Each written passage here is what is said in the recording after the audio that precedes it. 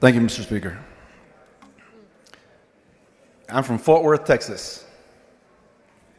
We're real proud in Fort Worth, and we pride ourselves in talking about where the West begins. And if you know a little history, manifest destiny and going across to the other side of the nation, that was the last place people would feel like they were in civilization before they went off into very dangerous places west of Fort Worth on their way to California. So I'm wondering what happened to our grit from our leaders, and I consider many of you leaders as well. What happened to our Texas tough? How bad do you need an advantage in order to win? You know, I'm a golfer, I'm a scratch golfer. That's why we have a handicap system. I don't want to play with somebody in the fifth flight. I want to play with somebody in the championship flight. We believe in high school football, and we have 6A all the way down to 1A or 2A. I can't imagine any of you would want to pit your 2A team against a 6A team. Or if you're a boxer, like I was in my youth, I was a middleweight. I'm not going to fight the lightweight. I already know the result. Even in bull riding, the champion wants the best bull, because even the bull is graded. Texas tough. You want competition. What's happening today isn't competition. So I love the fact that every day, including today, we get to start out our day with a prayer. And in today's prayer, the pastor said, and I quote, "Let's give thanks for America. Let's give thanks for an America where people are free, where people can live." And members, that was a message for all of us. Message that America should be a place where people are free to choose their representatives, not to vote in an election where they already know who their winner will be. So let's not be fooled in passing this bill. We are not free. People are not free to vote their interests. They aren't free to vote for people that have their same values because of the way you've split us apart. They aren't free to vote for somebody that has the same lived values, and it's proven by what you've done in the Latino and Black communities.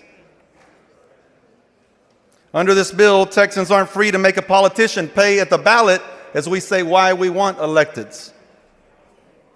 Under this bill, Texans aren't free to reject a politician who can take away SNAP benefits from the hungry children and families. Texans aren't free to reject a politician who's taking away Medicaid and health care from what's already the most underinsured state in the nation. Texans aren't free to fire a politician for taking away federal dollars for sake of giving his billionaire friends tax breaks. And Texans aren't free to reject the idea that children and families should be locked up in private, for-profit prisons, all just because they're seeking a better life and putting it on the dime and the backs of the American taxpayer. Young men and women all over Texas, and even in my community in DFW, they aren't free to dream just as I did of one day being a U.S. congressperson. Because you've taken away that right through this map. You know, this bill, it determines the victor, and that's not freedom. That's forced subjugation, subordination, and that's oppression. This bill's a gross attempt to make Texans give up, to believe that their vote doesn't matter because the outcome is predetermined. That's not democracy. That's dangerous. And in fact, you too, you yourself, you're not even free to vote your conscience. You've been told exactly how to vote today. You've been harassed, threatened with the future loss of your seat, just as you were with the voucher scam. This is and should be the land of the free, not the land of where you must agree with me. You too have an oppressor. When Donald Trump asked for 5 more seats, your decision was made, and it was made at the expense of communities of color. Their political representation has been a target of this bill. And you're making that decision in your mind for political preservation. You made that decision and you're making that decision out of fear. It's a political calculation. You are not free to be courageous and vote with your heart. One of the first times I ever came here, there was a mass, and the bishop gave a mass, and he said in Jewish times, men didn't make their decisions in their mind, they made them in their heart. Because then you could really tell what kind of heart a person had. And you may tell yourself that your heart is colorblind, but that's far from the reality of what these maps are. The intention of the map drawers, where is their heart? And for that matter, any member that votes for this map. If you truly believe in freedom and you believe in liberty, then you would believe in the principles of the American Revolution and the early Americans that fought because they understood and fought against taxation without representation.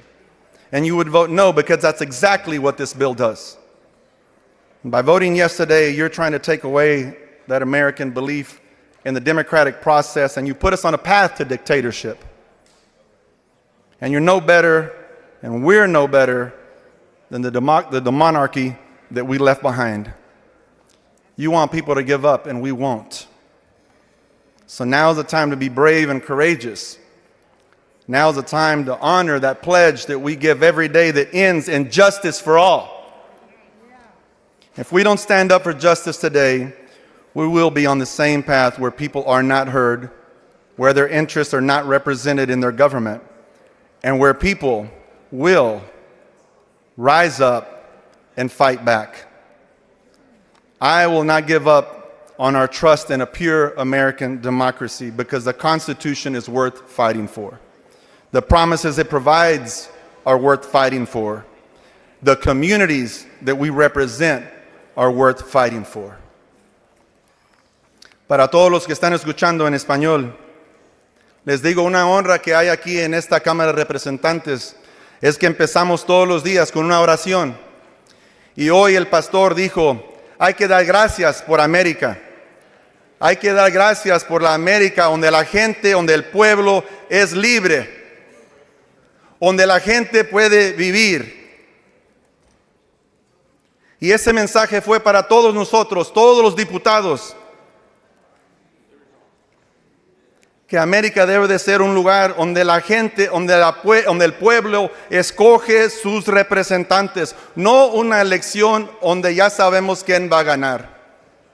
Los Estados Unidos no se puede convertir a un país como el que dejamos porque venimos aquí por refugio. Porque las promesas de la Constitución americana son diferentes de nuestros propios países. Aquí vivimos donde uno que es elegido tiene una responsabilidad al pueblo, no al revés. Y por eso le pido a todo el pueblo que ponga atención, que cuando ellos dicen que sus valores de ellos son más unidos a los de nosotros, esto y este rediseño de estas mapas es como nos quitan de la mesa que ya estamos. Nos quitan nuestras voces donde ya tenemos puesto, donde ustedes ya han votado por sus representantes, y con esta actuación de esta Cámara de Representantes nos dejan en silencio, nos quieren ver, no nos quieren escuchar, y ustedes son que va a hacer la diferencia y van a luchar para la democracia que merecemos. Por eso, miembros, les espero y les pido que voten no. Thomas, for what purpose? Texas State Representative Ramon Romero, Jr. from Fort Worth, Texas, delivered a passionate speech about the erosion of freedom and representation under a new, redistricted congressional map. Reflecting on Texas' tough, pioneer spirit, he questioned what had happened to the state's grit and toughness, traits that had long defined its leadership and competitive spirit. Romero drew parallels between the political landscape and various competitive fields, like golf, football, and bull riding, where fair competition is valued. He argued that today's political environment no longer fosters genuine competition, but instead favors a predetermined outcome. Romero criticized the redistricting bill, stating that it would strip Texans of their ability to vote for representatives who genuinely align with their values. He pointed out that, under this new map, many Texans would not be free to vote for people who share their lived experiences, especially within Latino and Black communities. The bill, he argued, would not only dilute the political representation of these communities but also harm vulnerable populations by limiting access to essential benefits like SNAP and Medicaid. He emphasized that the bill would empower politicians to make decisions that benefit the wealthy, at the expense of the working class and marginalized communities. Texans, under this new map, would be forced to accept politicians who take away federal funds, giving tax breaks to billionaires while reducing social services for the needy. Romero expressed concern that the new political landscape would stifle the freedom to reject such politicians, leaving people with no real choice in their representation. Romero went on to call for bravery and courage, urging fellow lawmakers to stand up for justice. He argued that by voting for the bill, they would undermine the core values of American democracy, pushing the state toward a path of dictatorship. He warned that, by giving up on democratic principles, Texas would find itself in a place where citizens are not heard, their interests ignored, and the government becomes increasingly disconnected from the people it is meant to serve. In closing, Romero reminded lawmakers of the importance of fighting for democracy, stating that the Constitution and the communities they represent were worth protecting. He urged them to honor the pledge of justice for all, urging them to stand up for the principles that make America a free and just society.